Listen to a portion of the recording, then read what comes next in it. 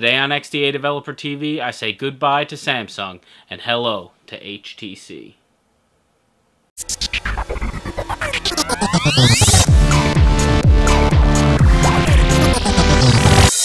So this video is basically going to be a continuation of my last video about where I switched from Windows Phone back to Android. So if you haven't actually checked out that video, you might want to go back and check it out. I'll have the link down below. Get caught up on the kind of issues I had with Windows Phone and what brought me straight back to Android within a couple of months of actually switching to Windows Phone in the first place. So some of you may have noticed I had actually been using my old Windows Phone, the Samsung ATIV S, for doing these app shootouts that I've been doing lately. And that's where all of those problems in the previous video originated, was on that device. I hadn't really had any experience with any other devices in regards to the issues with data use or with MMS dependent on the carrier. So I went ahead and sold my ATIV S and picked up this HTC ATIV S for the purposes of doing the shootout videos for you guys. The first thing I noticed when I picked this up, I went ahead and unlocked it and put in the SIM card, and I wasn't able to get MMS working whatsoever.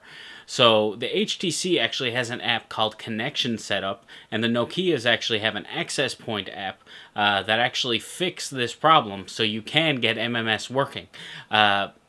Before I actually sold the ATIV S, I had actually phoned Samsung directly, and I was like, listen, HTC have an app, Nokia has an app, and they even had an app on Windows Phone 7, and they still have an app for Windows Phone 8 that comes with the carrier unlocked editions of the ATIV S. But they were not willing to give it to me or free that app for me to be able to download to my phone. There was nothing Samsung would do. That kind of put a little spite in me against Samsung, I guess, to start at that point. But anyway, other than that, I can't really comment on the data usage for the HTC. I did use it for a day or two and didn't have any abnormal data use like I had with the ATIV S, so it could just be completely a Samsung issue, but I'm not really sure. I don't have the phone anymore to really test it out. And I guess we'll move on. A little while down the road, we're looking at the HTC One. I'm very excited about getting this. HTC announces that it's going to be released at the end of March, and everybody's excited. I know I am, very much so.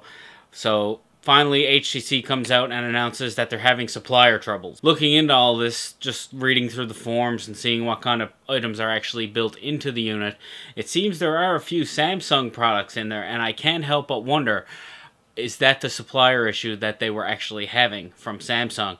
Because it turns out Samsung right now is under investigation by the Taiwanese government for having hired people to go in and write negative reviews on the HTC One just so people buy the Galaxy S4. I guess they're worried about their competition, and they don't want to have any competition. So I guess people are actually going in and complaining about the tiny gap here at the top of the HTC One. There's a very, very slight overhang here on the edges of some, and on the bottom or top as well. I mean, I'm sure there are some significant ones, but I'm pretty sure the majority of them are very, very slight that you can't even feel. Like mine has a very, very slight overhang right here on the edge of the unit, right here on the corner. But that is the only overhang I really have.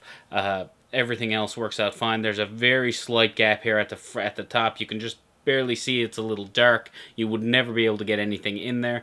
Same thing at the bottom on the front as well, where the speaker cover is mounted.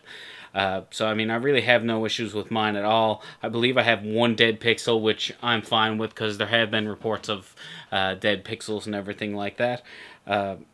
But I don't think I will ever go Samsung again, just the way they're acting this time around. Originally, when the Galaxy S3 or 2 came out, they had provided the CyanogenMod team some phones so they could go ahead and do all that, and then they wouldn't give them any code. So then a bunch of people, believing that the developers would be supported by Samsung completely, went out and bought all these Samsung phones, and I mean, it's definitely helped in making Samsung, putting them at the position they're at right now, especially in regards to the Samsung Galaxy line of phones. XDA's definitely helped out with that a lot. So the bottom line here is, Samsung, you need to get your act together. You need to grow up and act like a real company, make a better phone, that isn't just gimmicks that's built into software. You need to up your game. So goodbye, Samsung. I am now an HTC convert and probably forever will never buy another Samsung device.